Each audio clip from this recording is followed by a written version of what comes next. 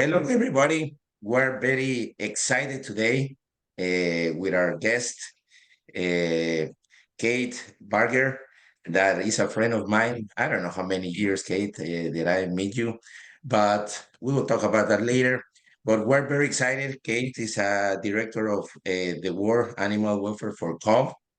She's still very actively internationally. Hello, Kate. How are you? How are you today?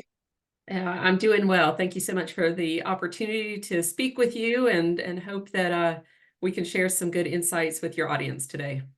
Yeah, Kate, when did I meet you? Did I meet you in Mexico so many years ago? Or I, when were you doing your experience in Mexico, eating yes, tacos and drinking tequila? No? I yes, that was many years ago. I did my studies in the United States and then had a wonderful opportunity to go study abroad and I chose to go to Mexico City and was at the National University there and I think that's perhaps where we first met. So that was right Yeah, before I started my job at Cobb.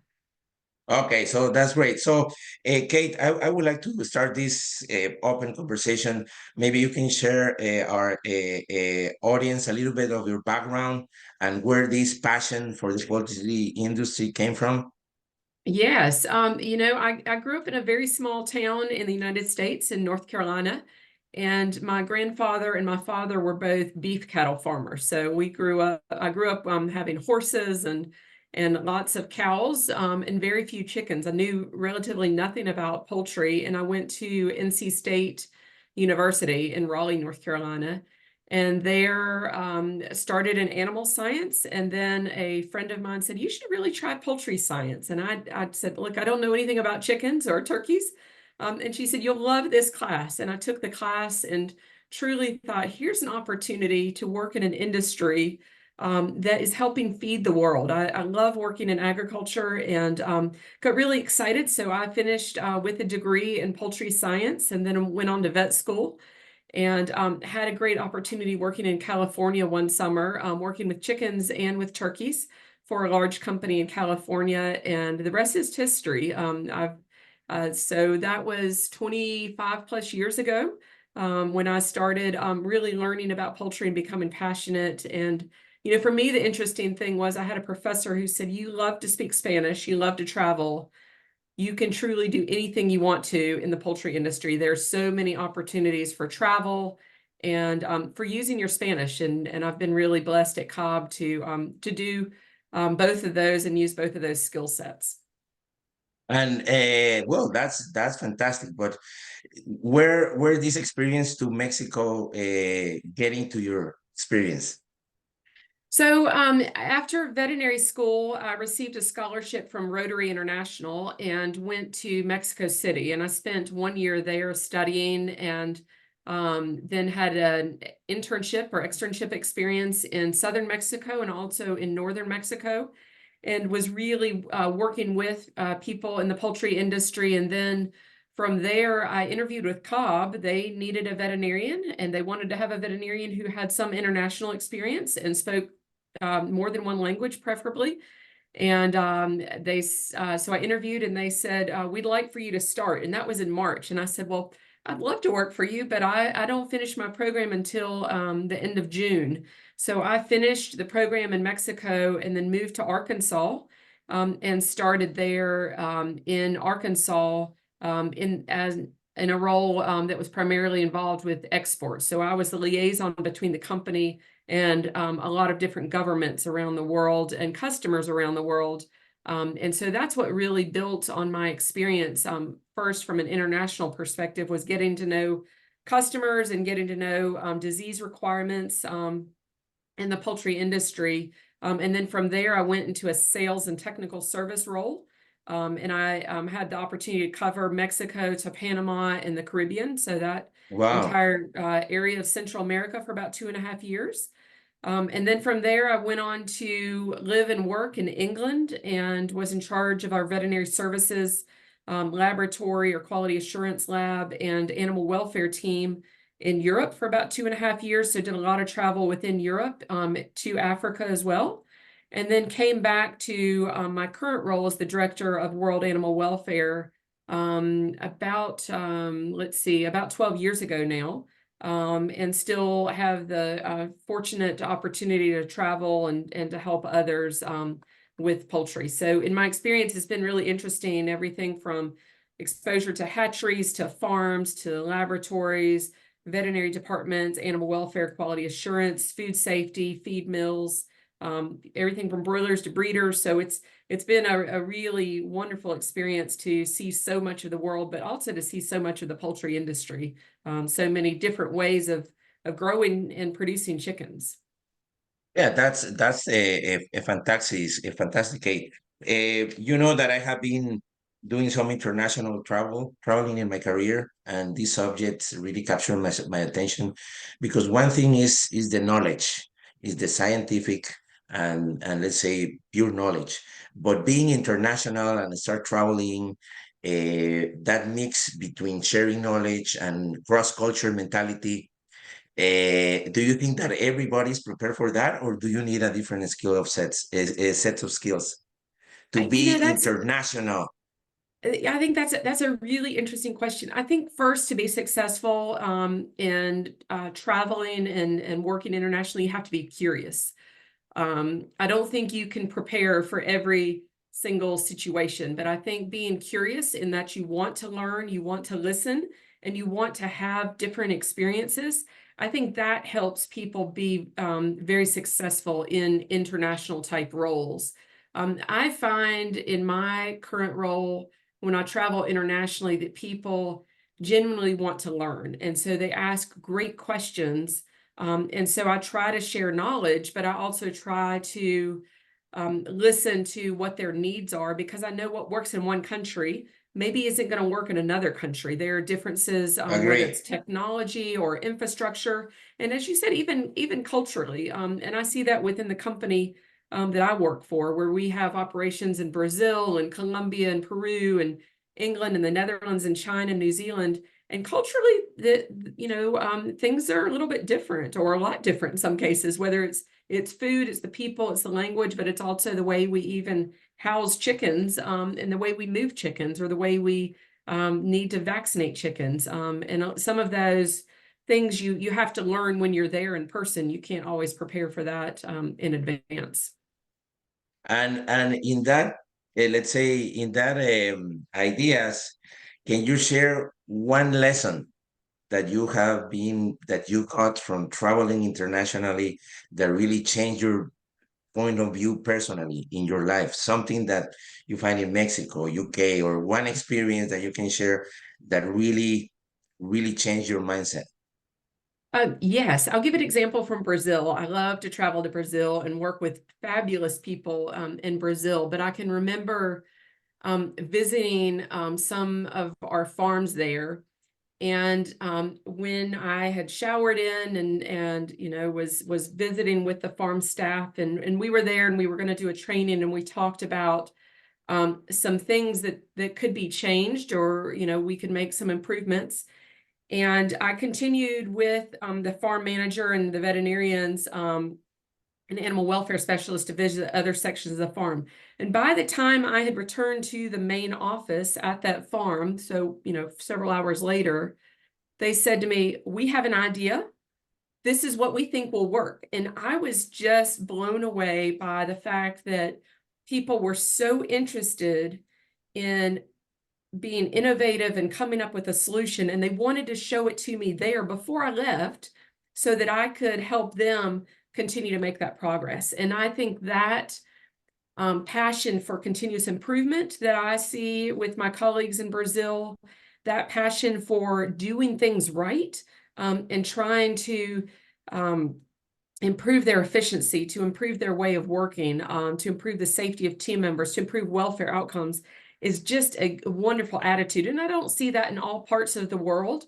A lot of times I find people are curious and they want to think about it for a while and maybe come back with an idea. But in Brazil, I've just always been impressed by their ability to be creative, and to be innovative, and to really want to take action and move things forward and to achieve their best. So that has always stuck with me, that here's an example of a group of people that really are what we call all in. So they are really wanting to be their best and to do their best every day and not just say, oh, let's think about it. Yeah, that's fantastic. And how about challenge? Some challenge that really sometime you were in a position that make you think and how you overcome it. I think one of the biggest challenges that I have and that we as an industry have is communication. And it's, we have to think about the words that we use and how we talk about things. So if you and I, or perhaps the people listening on this podcast, want to talk about chicken production, we can talk about feed conversion, we can talk about weight gain, we can talk about livability, et cetera, et cetera.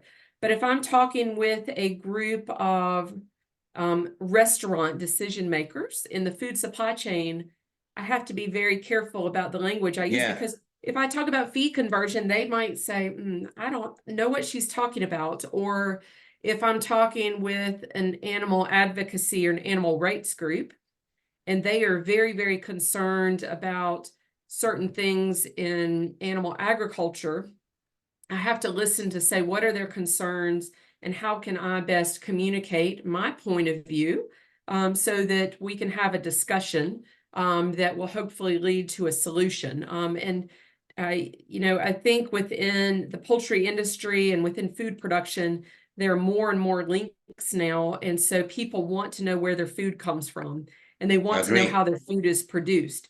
And so learning to communicate that effectively is a challenge, but I think it's also something that I'm continuously working on. Yeah, and going in that way, do you think that that change culture to culture? Some communication that you use in Latin America, maybe you need to reset your mind going to Asia or Africa or Europe. How you are aware of that communication skills? Yes, I think there are different communication skills that are needed for different countries. And sometimes in my particular role, that is talking about the influence of, for example, technology or innovation, or the challenges with legislation. And so the people that are involved in the communication sometimes are very, very different, and their attitudes are very different. For example, I find right now in Latin America, so particularly Central America and South America, and even into Asia, that people recognize that animal welfare, which is my specialty, is really something that's important. And they are starting on that journey to develop their animal Yeah, welfare programs, to start doing audits, to really add that layer of transparency and credibility to their business. Versus in Europe, they have had animal welfare legislation and government requirements in place for many, many years, and they are used to the audits and the programs. And so it's a very different level of or very different type of communication when I'm talking about what the European Food Safety Authority, for example, is expecting around welfare versus when I talk with colleagues in Colombia or Guatemala or Costa Rica, where they don't have those complications yet yeah. for regulations, but they want to make improvements. So it's unique. I think you have to be aware of what the challenges and the needs are in each country, and then work towards communicating, how you can help people.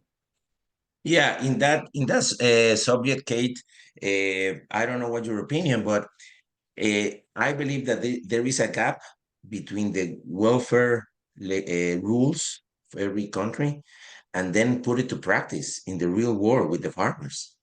Because one thing is putting laws on trends, whatever, but then going to the farms, to the day by day living, I think that changing practice or changing ways that in any other country they do things may be a big impact in cost, and then they are getting the payback between that. I think it's an open discussion. I think you're correct on that, and I think that is a huge challenge that colleagues in the industry in Europe and the UK are facing, and they're living, and we're really starting to see that here as well in North America. And I think the challenge is the people that are making the rules and in influencing legislation or writing the legislation oftentimes have no background in agriculture. And so they are putting Yeah. things in place and making requirements that at the end of the day are difficult to implement. And in many cases, they're very, very difficult to enforce. You know, a good example in Europe, for example, or in the UK, you have to have 20 lux of lighting for broilers. So it's really quite bright, sort of like the chicken house Mm. behind me. Maybe not quite that bright for breeders, but like you see in this picture, but it's still very, very bright for broilers. And the science has changed. What we know about the physiology of birds, the welfare science, what birds need, what birds want, that has really changed in the last 2 or 3 years. And the science is telling us that birds actually can have better health, better welfare, and better sustainability outcomes if we give them what's called choice Agree. lighting. So we have very bright lighting where they want to eat and drink, and then we have dimmer lighting that where birds can rest and they can dust bathe and they can express natural behaviors. And so that whole concept is starting to change the industry, but yet in the UK, they're stuck with what they have because the legislation says this is what you have to have. And so I think that's a real challenge for farmers there because they can't adopt new technology or they can't invest in new innovation that's maybe going to be better for the birds because they're stuck in the legislation. So I always tell people, if you can, in your countries, if you can influence government to say, we will have national codes of practice, but we don't need this to be legislated, that's better because legislation is very, very difficult to change versus codes of Yeah. practice or National Poultry Council guidelines. You can update those as the science and the technology change. Yeah. And I would like to add another concept, consumer preference. If you Yes, have consumer preference, governments, do they match or they are apart? How they mix to make a good match? Because I think that sometimes the consumer, they don't know about legislation, right? right, right. So So how you mix that, adding consumer preference? you know, it's really interesting when you bring the consumer in, and so you have different layers. You have the production companies that are growing the chickens, the processors. Then you have the customers who are the big grocery store or restaurant chains, and then you have the consumers. And I see that the first three layers are very, very integrated and talking to each other and Hmm. collaborating and working together. The consumer, you're right. The consumer a lot of times is not aware of the legislation, and they're also not aware of where their food comes from or how it's produced. And so there have been many studies done in both North America and Europe, and maybe in other parts of the world, where they ask the consumer the question when they're going into a store, and they say, do you want cage-free eggs, for example? Do you think that's better for the chickens? So they said, well, sure, that sounds good. Or do you want to buy this or that? But when they come out and they look at what's in their cart or what's in their shopping bag, Yeah. it's Or in very the ticket, different. And or the so price. it's the price, exactly. So right now, where a lot of the world is still facing an economic crisis and the cost of food is really critical to consumers around the world. I think that's one of the concerns that I have from an ethical standpoint, in that I got into this industry because I wanted to make a difference and I wanted to work for an industry and a company that was going to help feed the world. And I think a lot of us feel that way that are in animal agriculture. But the challenge is if we continue to add on these layers and these requirements, it's going to continue to drive up the price of food. And at the end of the day, are people that really want to buy protein, are they going to be able to afford it? And that's a real challenge, not just within countries, but even the countries that are receiving the imports from other countries like the United States. We're a huge exporting country. And so if it costs more to produce here, it's potentially going to cost more for that product that we're exporting as well. So quick story on that. Years ago, I had the opportunity to visit Zimbabwe and really had a wonderful time there visiting with a customer and learning more about their production systems in their culture. But one of the things that they told me was that they had what's called a walkie-talkie package. And I said, well, what do you mean a walkie-talkie package in the grocery store? And so it was the chicken heads and the chicken feet.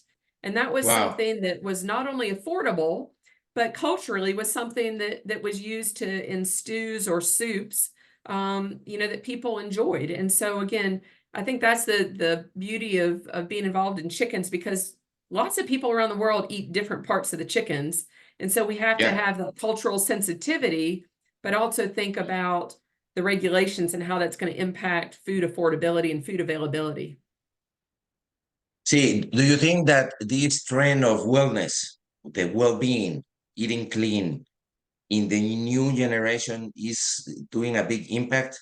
Also, going vegan is changing the rules of how we're doing how we're doing poultry.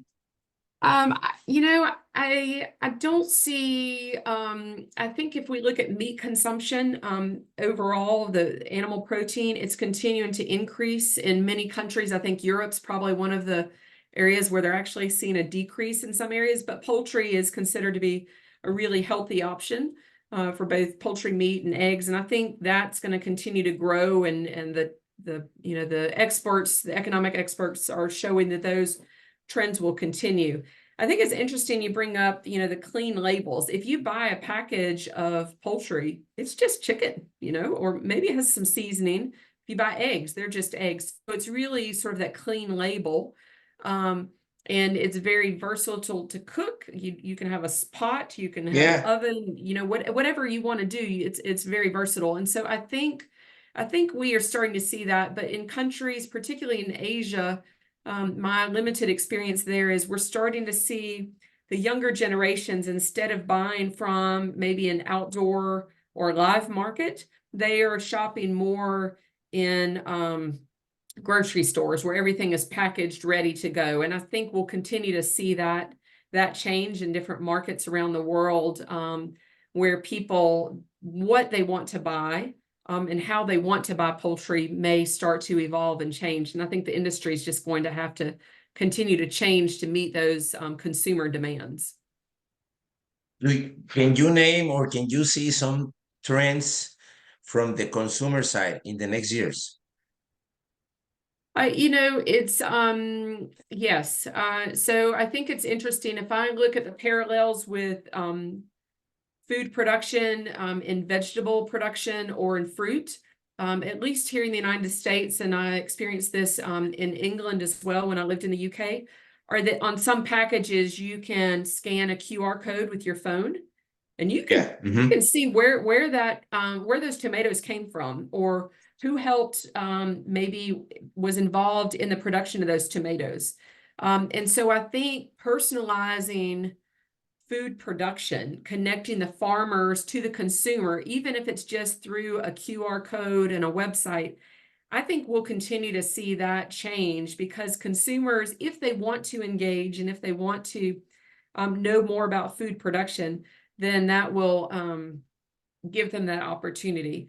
So I think that's one trend that is happening. I think that it depends a little bit in the country as far as what you can put on the label.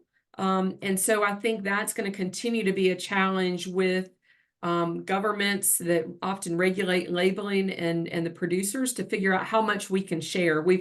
The marketing experts will tell us that the more information we put on labels, Yeah, sometimes agree. the more confusing the consumer is, or the more confusing it is for that consumer. So I think people will start to be very careful about what they put on labels, and how the advertising works to attract people, as it relates to maybe sustainability, maybe it's welfare, maybe it's the care of Yeah. birds.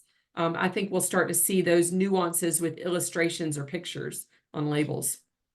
And how do you think company like Cobb, they need to do some changing or look in different way the improvements in their genetics in the coming years, or what's the trend from the genetic standpoint? That's a great question. So Cobb, as you know, is a genetics company, and we're one of two companies really left in the world with producing genetics for the meat type chicken industry. And so all of the genetics companies, particularly poultry, are constantly making improvements. So with each generation of genetics, we want to advance production results. We want to advance health and welfare results. We want to enhance the ease of caring for the birds. We, have some new crosses that we're working on. We're always working on new crosses to figure out what meets the market demands. And the challenge for Cobb and for our competitor are trying to figure out what crosses are going to work best in different environments. So what's needed in North America and South America may be a different product than maybe what's needed in Asia. And part of that is because of the different, broiler expectations. If they grow a 3.2 kilo bird here, but in other parts of the world, maybe they only want to grow 1.8 to 2.2 kilo. Can you use the same genetics or do you need different genetics? We're facing some challenges in Europe as breeding companies, and the breeding companies are really working together to try to figure out what the future of European animal agriculture looks like. And I think that's going to be a really interesting space to watch over the next 1 to 5 years as, again, legislation starts to impact breeding options, what genetics can be used perhaps, and how birds can be grown and even transported. So there are a lot of interesting regulations that have been proposed or recommendations that have been made that may turn into regulations. And so that's something that we're watching. But, when we think about the genetic space, it's not just can we make the birds more efficient, more eggs per hen housed, or more meat yield on a broiler, Yeah. or more efficiency. But I think it's also thinking about health challenges. We know that avian influenza Yeah. is a massive disease challenge right now for the global poultry industry. So, we've been partnering with a research group in England for many years, looking at the potential to produce genetics that are resistant to viruses like avian influenza. So I don't know if that's going to be a future for Cobb. If that can become part of what we're doing, but we invested in it years ago because we knew it was a risk and we knew it was something really important. So, changes like that in genetics, I think are really powerful for the future. We're seeing it already in swine with pig genetics and the PRRS virus, and other type changes with cattle where you can make genetic changes. So I think that's something for the industry to watch in the future across the animal agriculture space.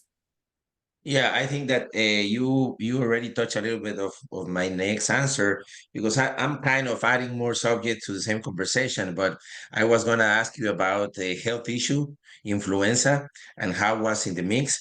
But I think that is something that everybody needs to look at and to come together, communication, ways to solve the problem. And I go back when we start this conversation about communication. I think Mhm. that the industry needs to have more channels of communication open and with the same goal, with the same vision of producing animal protein. Because I think that everybody needs to put their value with all, let's say, the elements that we have now. But the healthy issue, I think that is very important. Everyone, right? Yes, I agree. And it's interesting. If you look back over the last probably 5 to 10 years, there have been various groups that have been started. There's a global group that focuses on health for animals, and that involves some of the biggest names in the pharmaceutical industry for animal health leaders. And there's a new international welfare coalition that I helped start several years ago that's just focused on poultry welfare, that again is trying to connect the retailers and the restaurant chains, the allied industry, poultry producers, whether it be layers or broilers or turkeys. And so I think we're seeing more and more of these groups forming exactly to that point, is to try to improve the communication, to try to provide a space where people can come together and share information, but they can also talk about challenges. And so I think the more that the industry can, especially in the areas of health and welfare, food safety, and we can say, you know what, we're competitors, but we're all in this together. We need to Agree. collaborate. We need to be able to talk and communicate so that we can all help each other.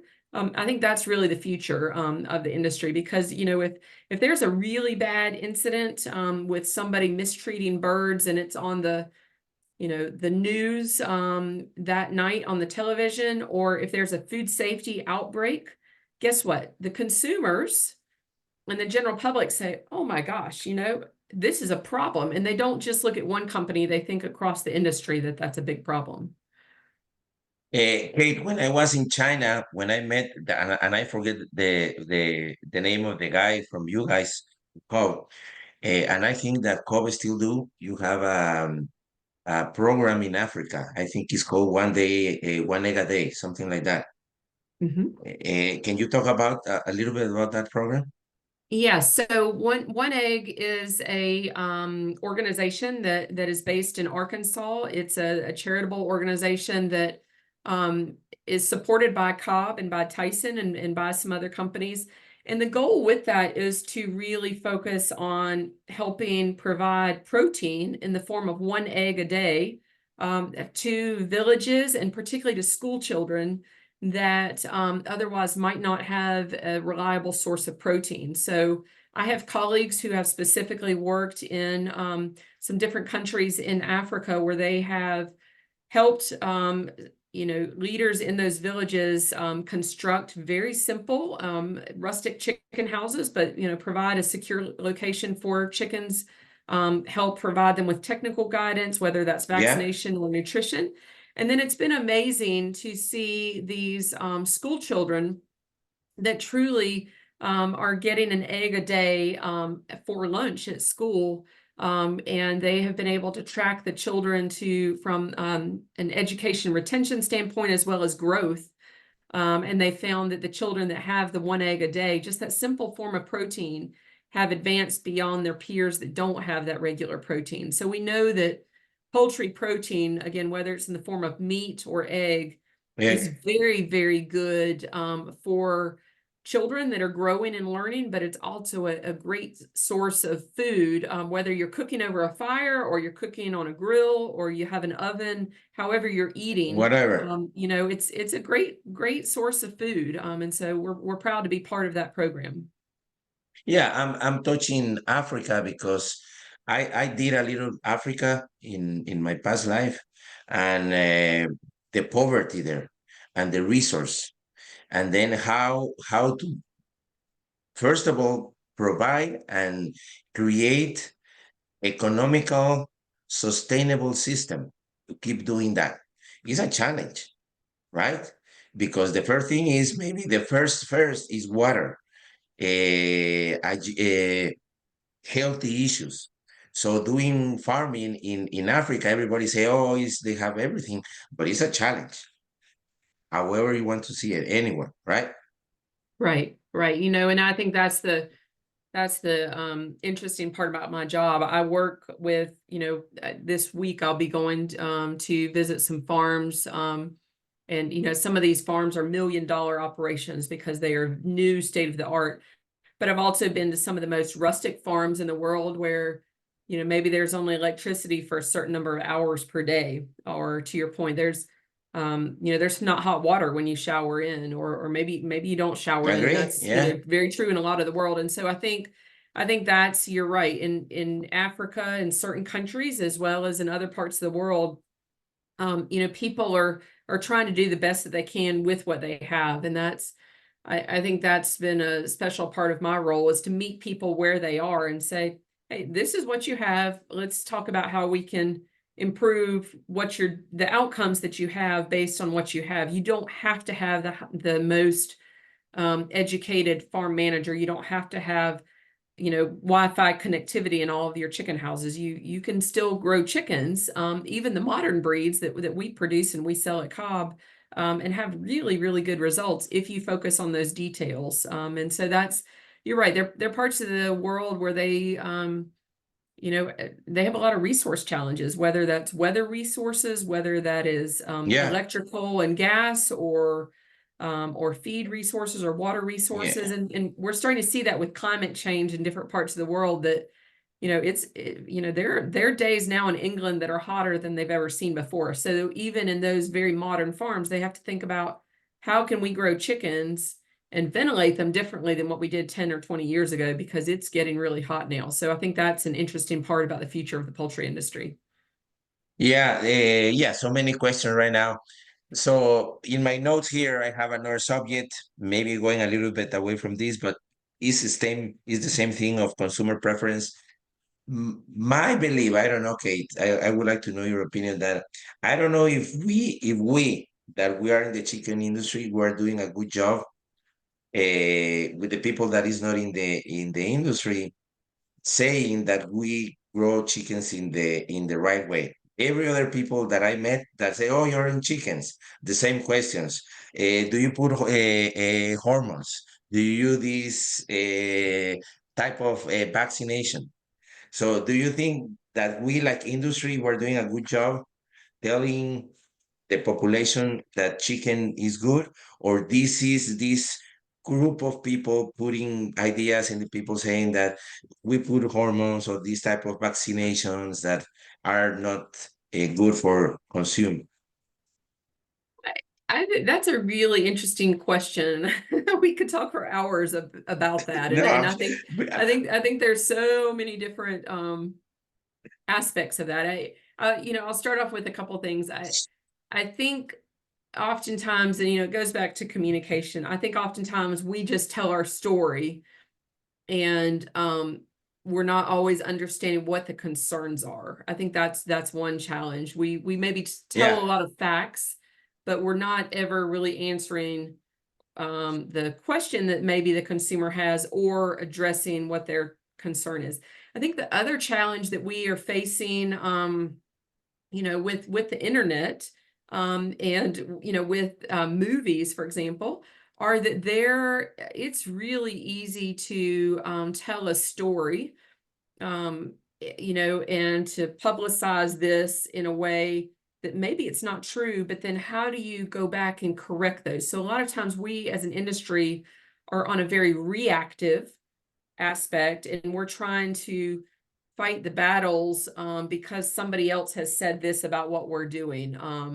And so we're not always very proactive in saying, hey, we're doing this, and this is why, or we're doing this and this is how this benefits the chicken, or this is how this benefits food safety.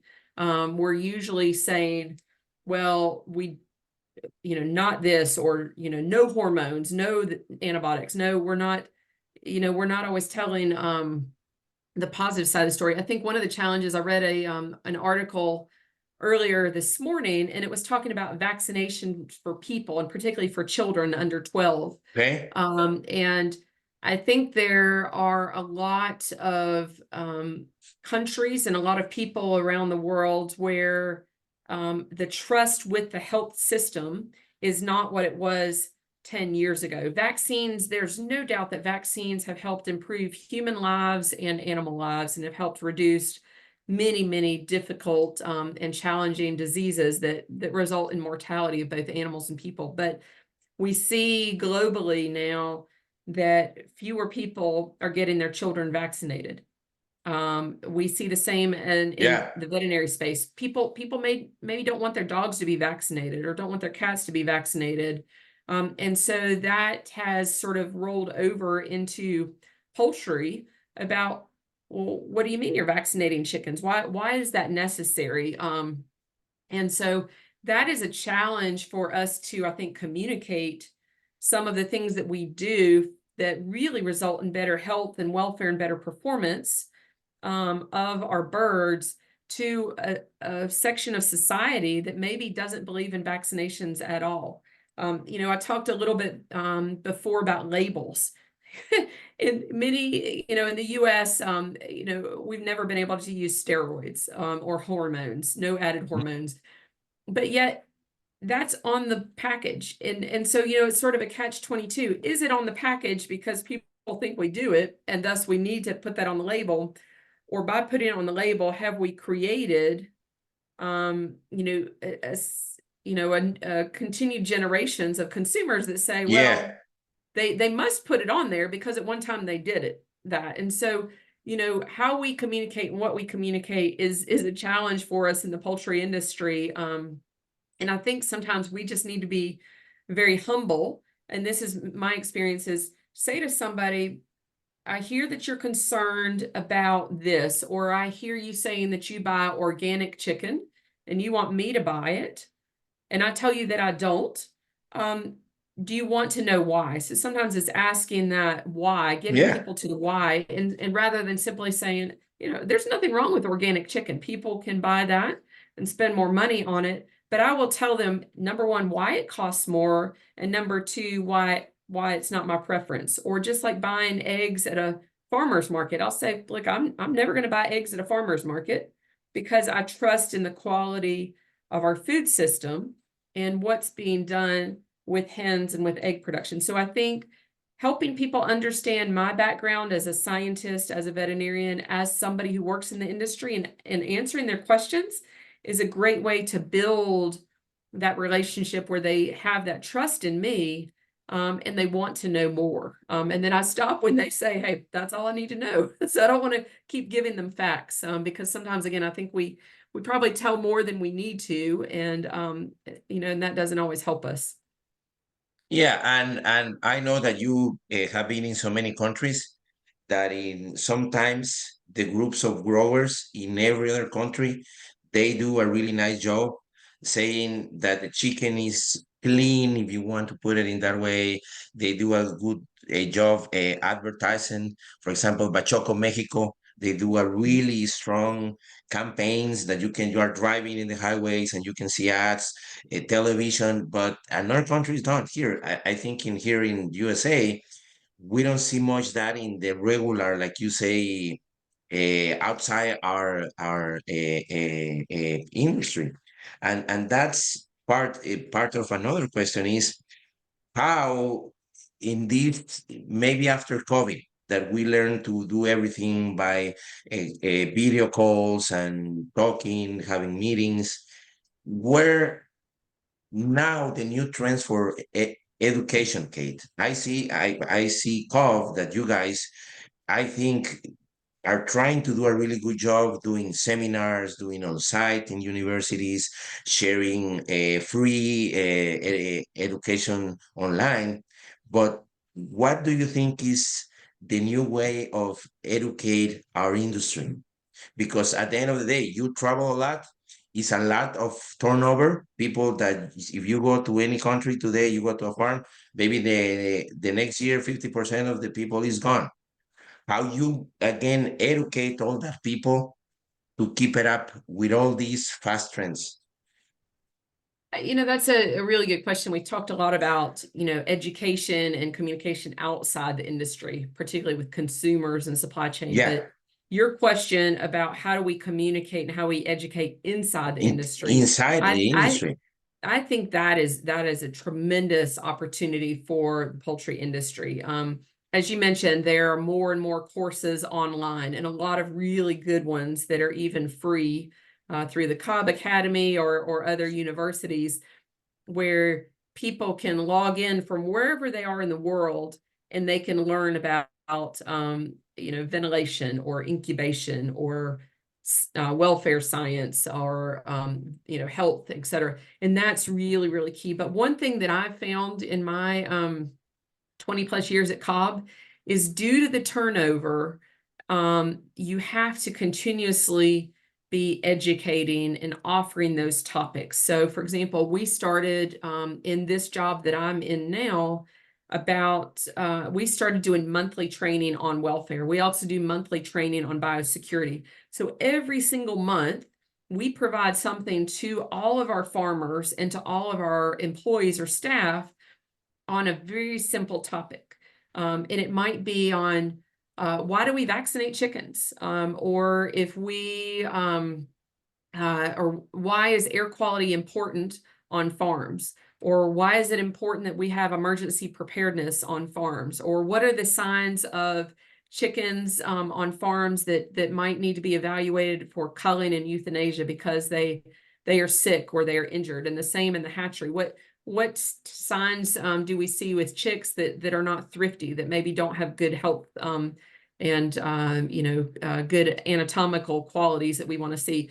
And so providing that every single month to our employees, I think helps build their education and understanding why. So it's not just what we want them to do or how we want them to do it, but it's really why is this important and how can they make an impact every day if they understand the why. So I think as we look to the future in the global poultry industry, I think that's going to be a big challenge for a lot of companies, is trying to provide that information at the level of education that their employees can relate to, because not everybody has a college degree. And so we keep our information pretty basic.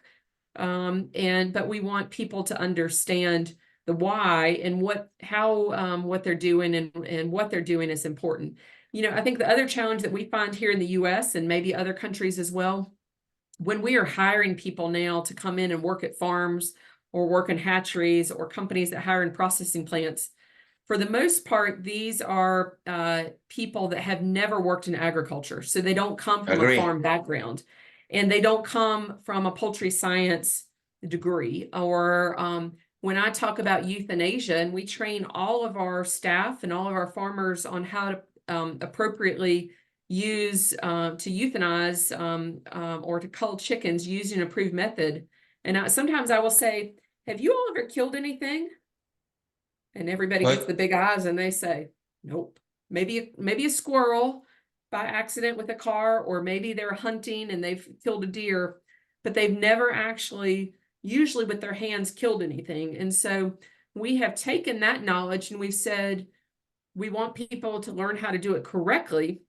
And so we start with a fresh dead bird, a bird that's died of natural causes, that's already dead, and we teach them how to do euthanasia with a dead bird before they actually have to euthanize a live bird. And so building that confidence and the competency for our staff has been a really important step that we've taken in education, because you're right, you have constant turnover.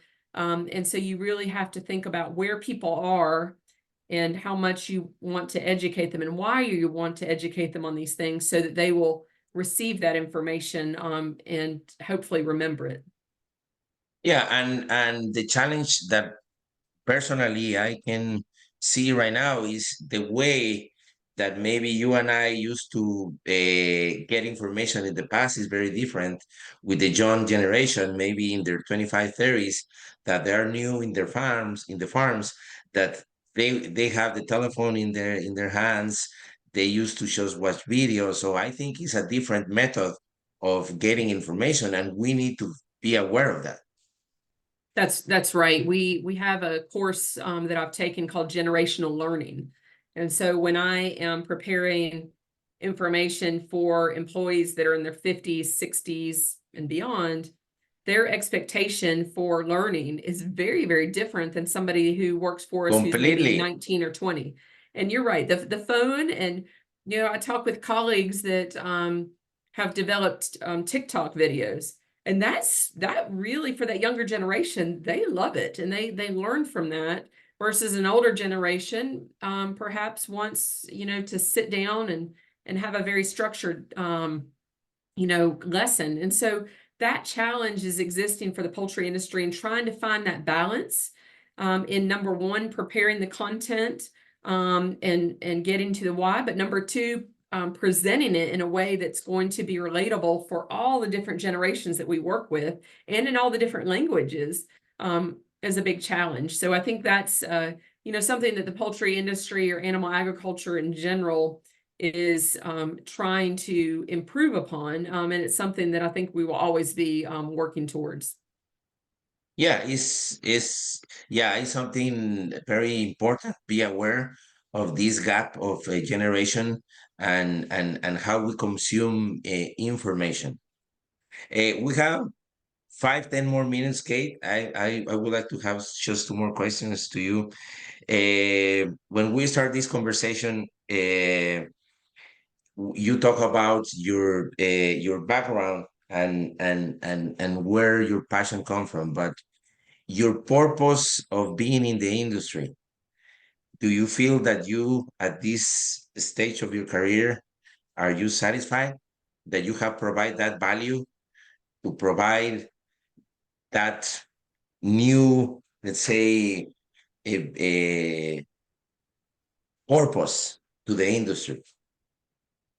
That's an interesting question. And to, I'd love to have some time to think, but to give you a quick response, yes and no. I think yes, I've really tried to make a difference, and I've tried to provide a perspective and to try to share my knowledge through the years in the different roles I've had within the company and within the industry.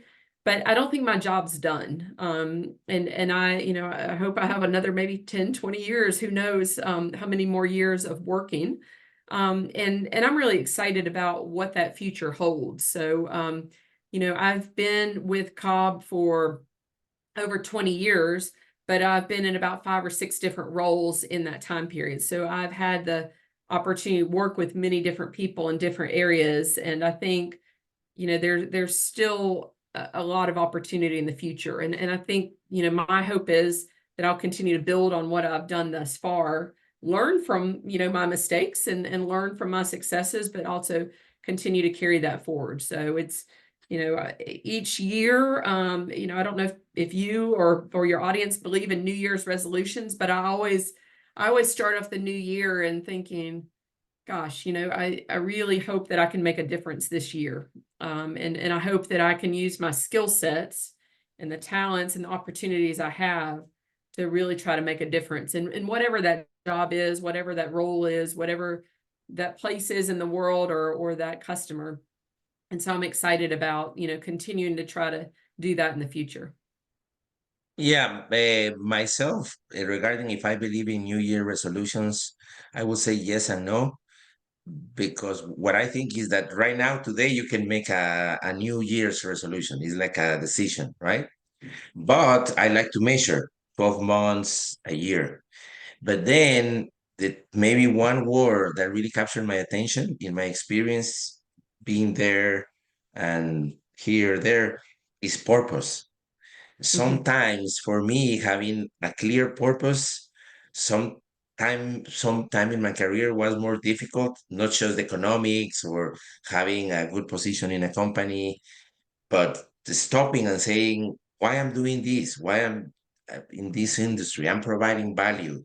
And every time that I see you in a show, or where we met, that's a freshness and be happy of connecting with the industry, for me, is really important, Mhm. right? Being part like a tribe, like a family, Yeah. like a lot of people that were going in the same direction. So that feels me like a purpose, that we're going in the same direction, right? Right. Right. And that sense of purpose and that sense of adding that value is definitely something that gets me up in the morning, and it gets me excited after I've had my good cup of coffee to say, okay, I'm ready for the challenges that face me today. And even if it's a tough day, I always have to reflect and say, how did I achieve what I hope to achieve today? How did I add value? How did I help somebody else? And sometimes that's somebody internally, sometimes that's a customer, sometimes that's somebody in the industry that I'm working with. And so I think, to me, that's you know uh, something that drives me and gives me purpose, is knowing that today I added value, or I was able to share something and help somebody else. One of my challenges personally and professionally is saying no. And so, sometimes people Really? say, we need your help, or we need this, we need this. And I always feel like I need to say yes. And I want to help, even if I say, well, I can't help right now, but I can help you in the future.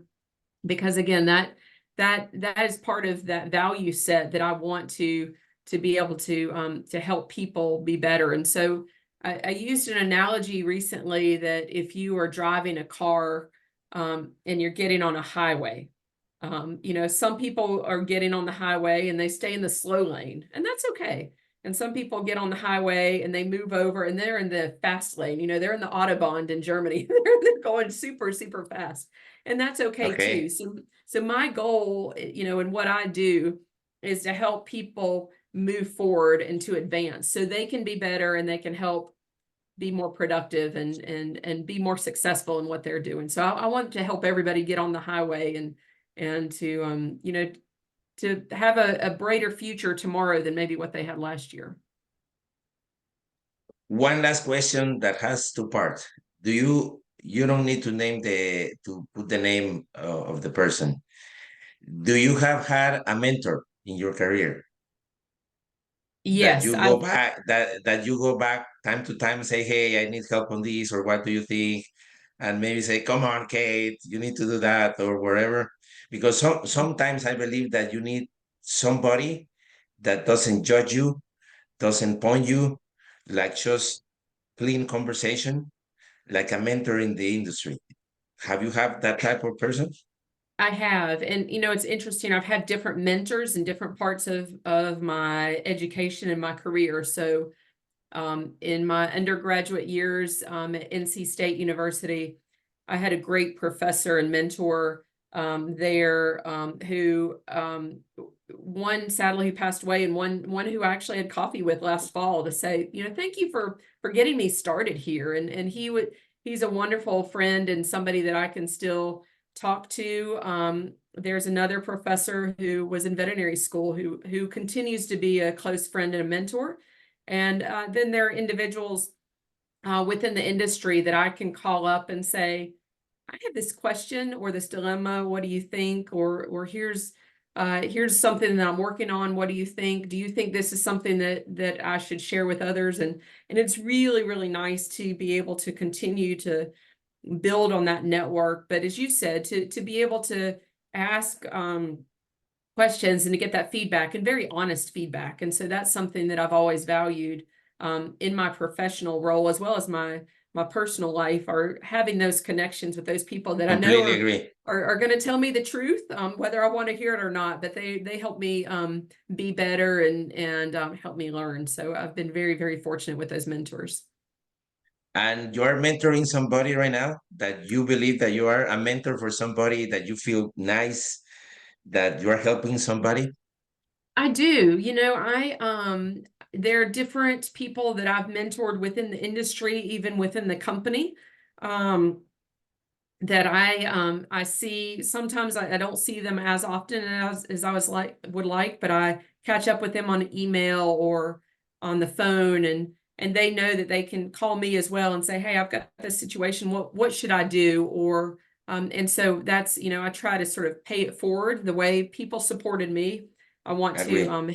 help them with that. So that's something that I've really enjoyed you know, over the years, and even within the company during COVID, you know, that was a great example where we couldn't travel. But we formed a global group where we had once a month, we had topics where we were trying to help educate our team on some different topics, new innovation. And so with various folks in that group, I've tried to mentor them professionally and help them grow and develop in their respective roles. So I love doing that, and I think that's a great way to help advance the future of the industry, but really to pay it forward with those generations that are coming behind me. Yeah, I put that question, Kate, because I believe that this type of conversations and with my experience in the industry is for us, for every one of us to express our potential. We need this network of Mhm. mentors. Be like a mentor, and having a mentor is like a net that we are humans and we support. We have our personal lives, but we are in this industry, and the spirit of collaboration is very, very important. And maybe the spirit of this conversation in poultry school is that you can find a lot of technical issues, scientific management, but talking about connections, I don't find so much. So You're, that's why yeah. we're promoting these conversations. What do you think? No, I think it's very, very true. You know, when they talk about the communication and the mentorship and the networks as part of the soft skills. You know, you can learn all you want about the technical skills with ventilation and nutrition and et cetera, et Yeah, cetera. But at the end of the day, to be really successful as a person, to be successful as a an employee in a company, to be successful in the industry, I think you have to develop those networks. And Completely. something I learned early on in my career was, being curious, but also being bold and asking somebody to say, Yeah, I see that you're doing this. Can you tell me more about that? Or can you tell me, why you're doing this and what you've learned?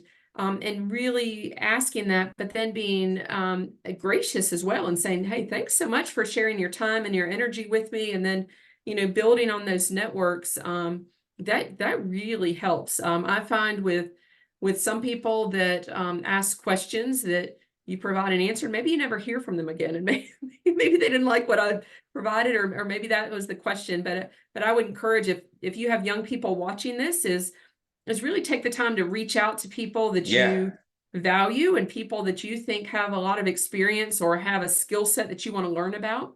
And ask them if they have some time to help you. So mentorship really goes two ways. But I think if you can agree. find a good mentor, it will be very, very good for you personally and professionally. Okay, señorita, I would like to close with this, saying to you, thank you for your time. Thank you for your attention, and thank you for sharing this time with us.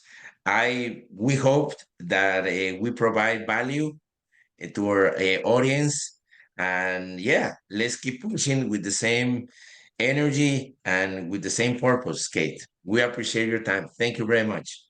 Thank you. Un placer. And thank you so much. It's been an absolute pleasure. And if anybody has questions and they want to reach out, please, I please will. do reach Yeah, we out. will. And Yeah, yeah, we will put your information when we put this on the social media. And thank you very much, Kate. Thank you. thank you. A pleasure. Bye bye. Bye. Bye-bye.